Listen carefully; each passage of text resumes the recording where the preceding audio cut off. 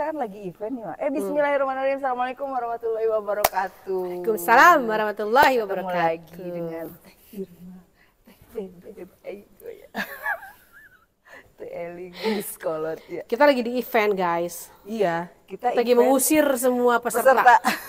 Peserta lagi games. Kita nge-YouTube ya hari kita ini. Nge-YouTube dan kita memanfaatkan waktu 30 menit untuk YouTube Ngobrol. Cuan dong YouTube kita podcast. dong. Cuan. Betul. Butuh cuan apa butuh cowok?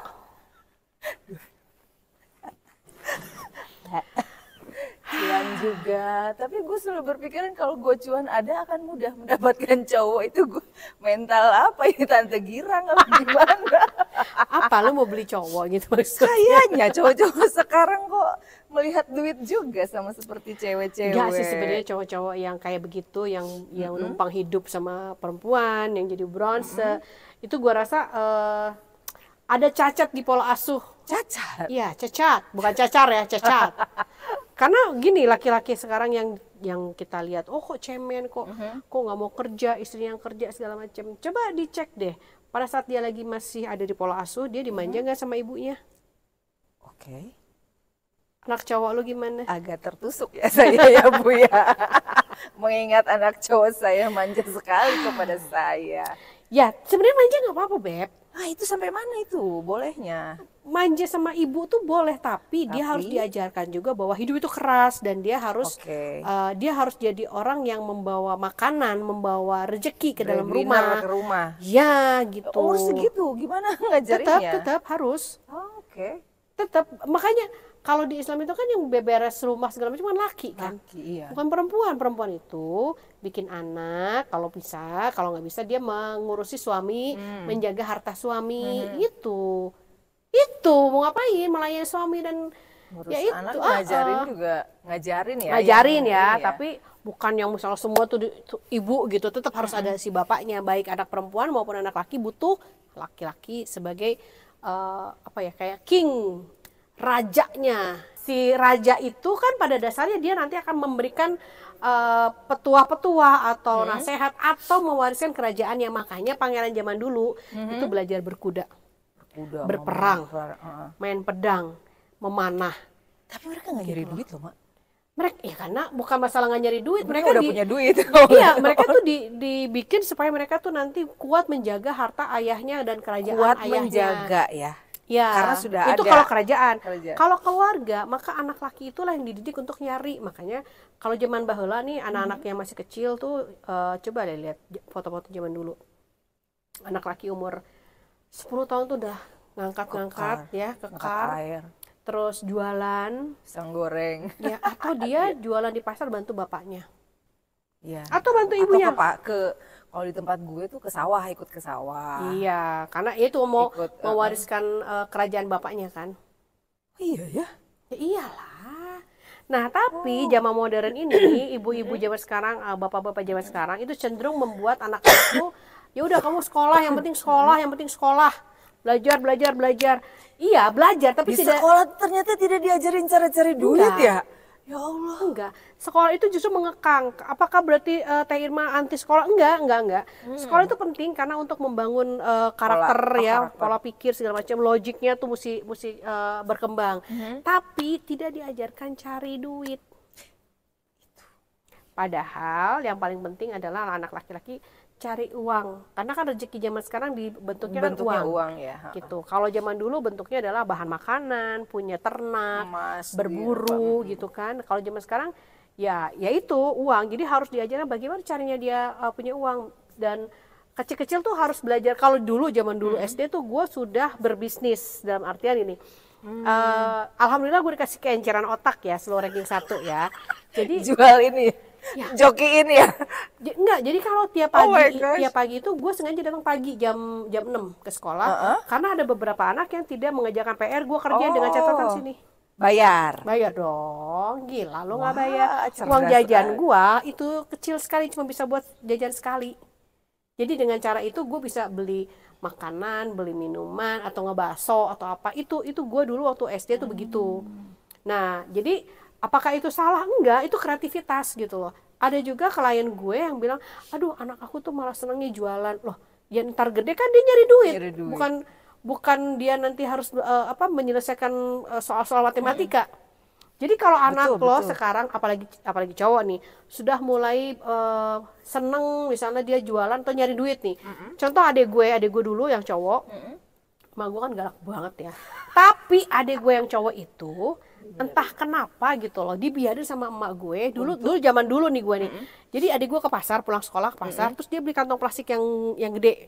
Terus ya bu, belanja pakai uang bu plastik bu, saya Jualan bawain. plastik. Yes, dan saya bawain bu belanjaannya sekalian. Itu kan dapat duit. Iya. Setiap hari adik gue pulang bawa pisang, bawa paya, mangga, kadang-kadang bawa apa. Mak gue nggak marah, gue bingung kok mak gue nggak marah. Sementara kalau gitu ya. Kalau gue dimarahin. Kalau melakukan hal yang sama? Yes, pasti dimarahin. Kamu dibikin malu gini-gini. Karena baru gue ngeh, gue perempuan. Anak perempuan. Gue tidak seharusnya ada di tempat itu. Gue harusnya di rumah. Jadi emak gue, makanya gue kalau main tuh kadang ngumpet gitu kan.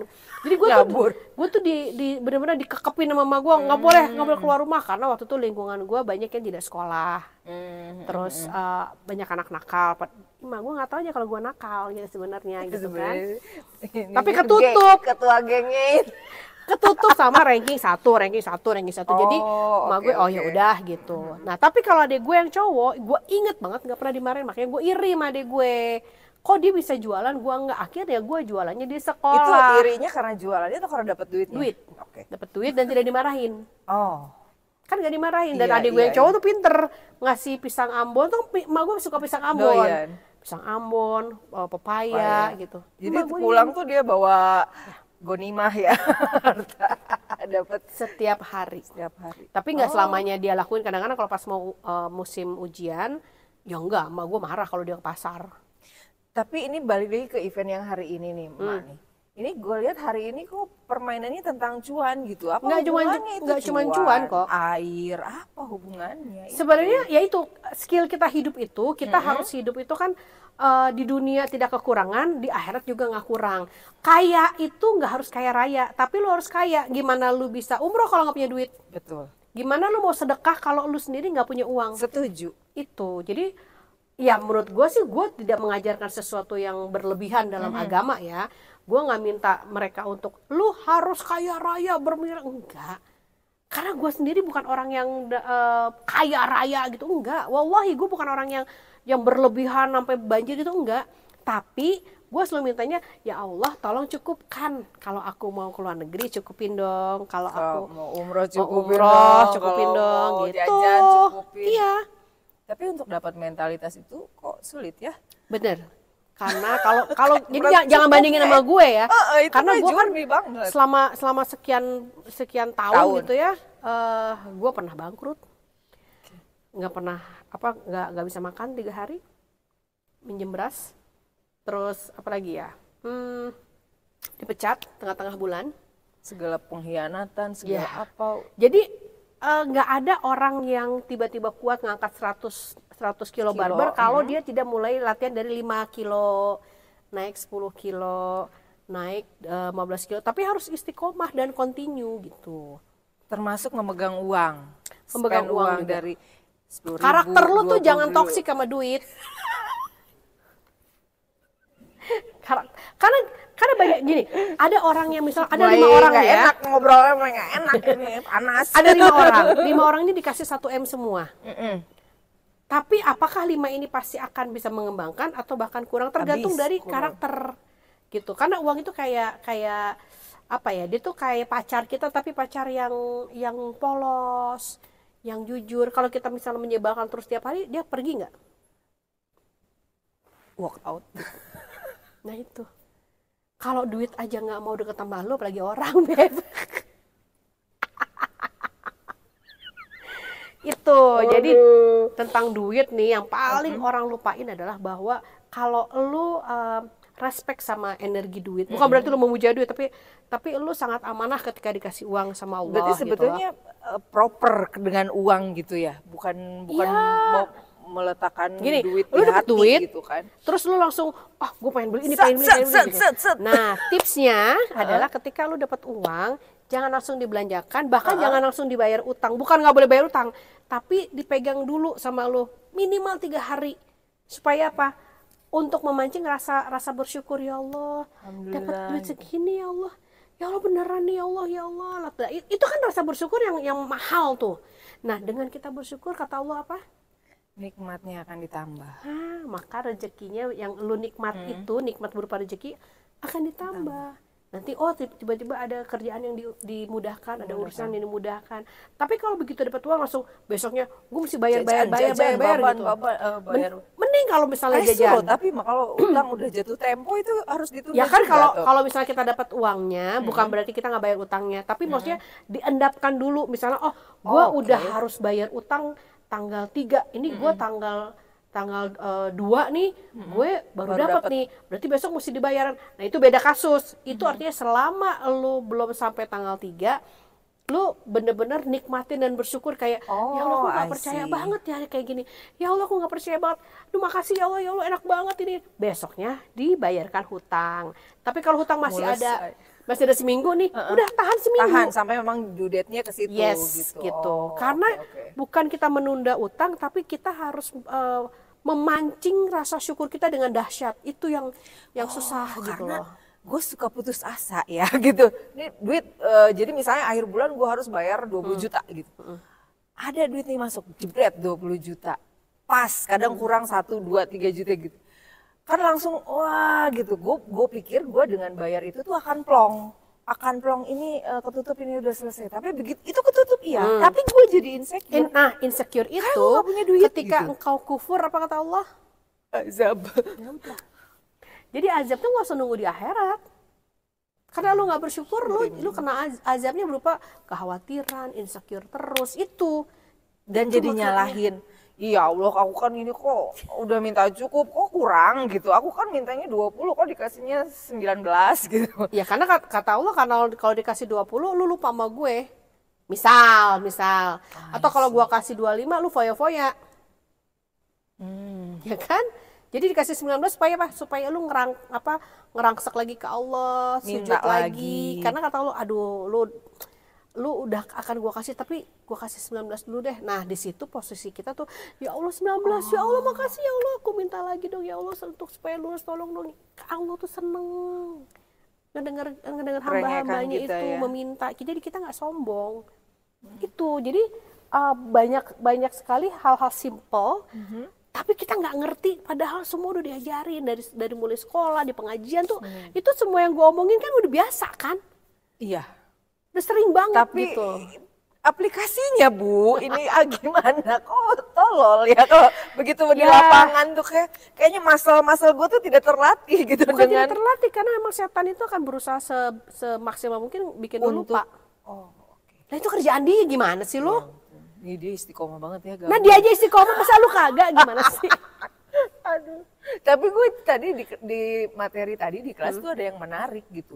Ini cuan kaitannya dengan air, itu apa maksudnya gimana? Gini, air itu Allah itu sudah menyatakan bahwa air itu tidak akan pernah berkurang setetes pun dari mulai awal sampai hari kiamat.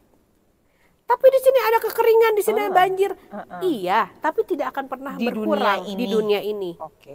Sumber air tidak akan pernah berkurang. Yang terjadi adalah ada yang ditakdirkan kering, ada yang ditakdirkan subur, ada yang banjir.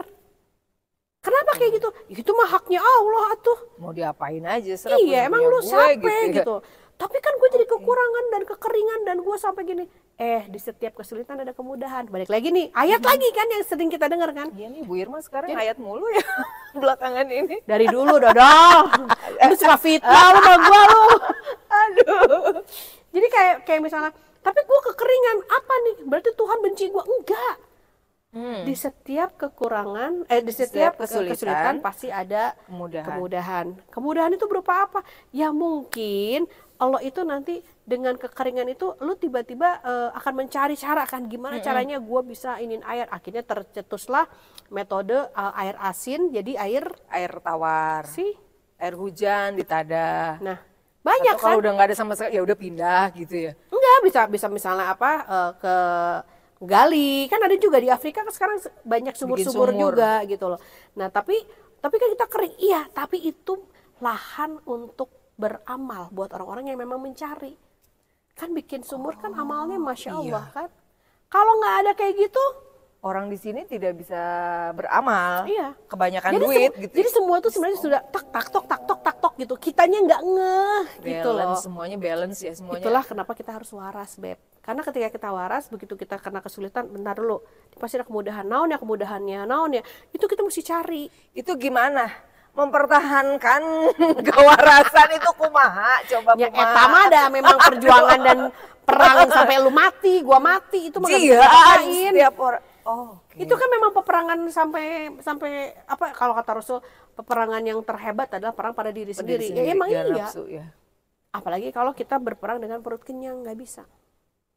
Nah ini nih, orang suka bilang gini, kita harus makan dulu baru biar kuat ngadepin kenyataan. Justru kenapa kita disuruh puasa sampai 30 hari dalam bulan Ramadan, itu menguatkan ini.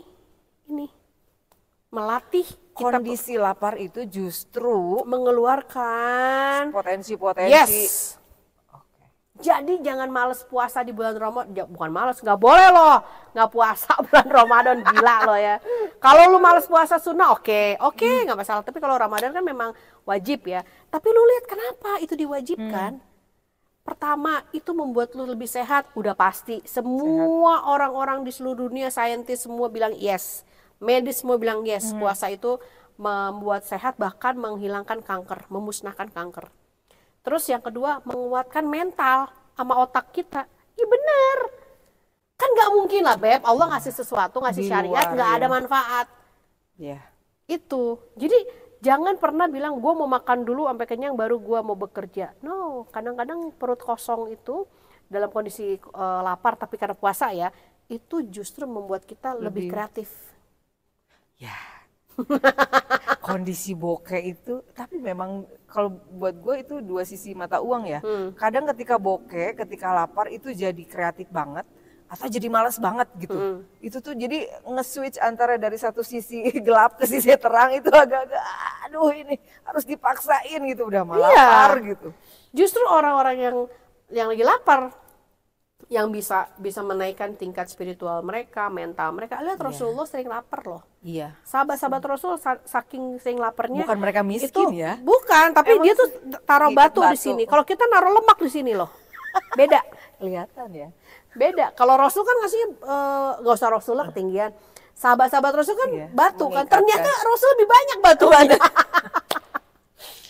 Itu jadi lapar, kesusahan. Itu sebenarnya jembatan menuju kebaikan. Nggak ada orang masuk surga tanpa diuji, nggak ada. Kecuali bayi, anak kecil, itu beda. Karena kan mereka belum melakukan kesalahan-kesalahan yang intention gitu, karena ada bisikan setan kan. Kalau anak kecil mah kesalahan misalnya mukul anak yang lain ya memang udah emang waktunya dia chaos kayak gitu. Tapi kalau udah dewasa aja, udah akil balik, nah itu udah beda tuh, udah mulai dihitung. Tapi kalau misalnya dibilang ada kok orang hidupnya aman-aman, anteng-anteng, terus nggak pernah kekurangan. Dia nggak ngomong kayaknya itu. Ya mungkin ada. Tapi gue pernah baca salah satu hadis gitu, hadis qudsi atau apa, bahwa orang yang tidak pernah diuji dan tidak pernah susah sama sekali, endingnya ke neraka. Jadi beruntunglah kalau ini kita ada ujian. Gue jadi keingetan gini, ada yang menarik temen gue itu. Ini gue nyari duit mulu kan, ini cuannya gimana jualan apa lagi? Kayaknya hidup gue penuh dengan masalah, kesulitan dan segala macam. Tapi ada satu temen gue, dia ngomong gini, enaknya Nan hidup kamu. Hah, maksud lo?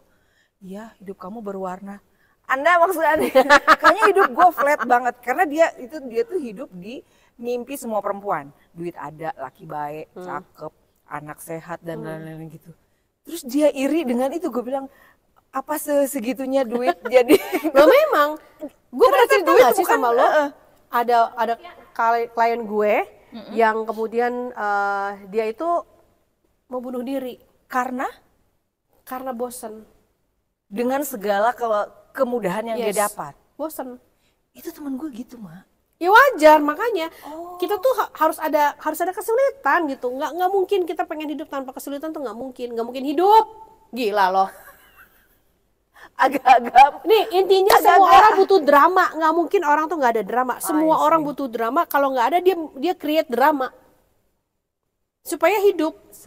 Sama kayak misalnya lo lagi gimana ya, ada orang yang suka ini kan, karena apa? Karena dia merasa dia kok gue kayak zombie ya, kok gue nggak merasa gue hidup, makanya dia begini nih silet-silet supaya ya Bu. Iya pernah puas. Itu usia. Makanya gue bisa ngomong karena gue ngalamin miskin, ngalamin sakit, ngalamin depresi, dan ternyata atas pertolongan Allah gue bisa melewatin semua. Di mana tuh? Di Quran sama di hadis juga ada. Nggak usah jauh-jauh lu misalnya ke Jepang belajar terapi ini, ke Cina belajar terapi itu, buku yang ada di depan lu itu aja dulu, ada semuanya.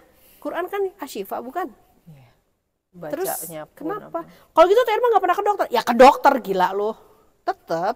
Tapi kan sakit perlu itu ya ke dokter. Sebenarnya kalau lu mengelola emosi, maka insya Allah akan sehat. Sakit-sakit sedikit kayak flu atau apa, nggak usah minum obat. Karena nanti tinggal minum terus istirahat. Virus itu di mana-mana ada. Ya sama juga dengan bakteri itu pasti semua ada. Tinggal badan kita imunnya harus ditingkatkan kan. Itu. Nah imun yang bagus itu awalnya adalah dari emosi yang baik. Emosi yang baik membuat pola hidup lu juga baik. Gitu. Ini dari cuan kemana-mana ini. Ya endes, gila kayaknya semua kayaknya cuan nih, kesehatan. Cuan. By the way, cuan. Kita kayaknya udahan dulu untuk cuan karena beberapa peserta sudah ada yang nyerah ya, ada yang dapat, ada yang nyerah. Ada yang dapat. Sampai ketemu lagi ya di obrolan berikutnya ya. Kalau mau bahas ini dong yang apalah boleh di kolom komentar, diketik aja ya. Insya Allah nanti kita bikinin videonya ya. Insya Allah. Assalamualaikum. Salam.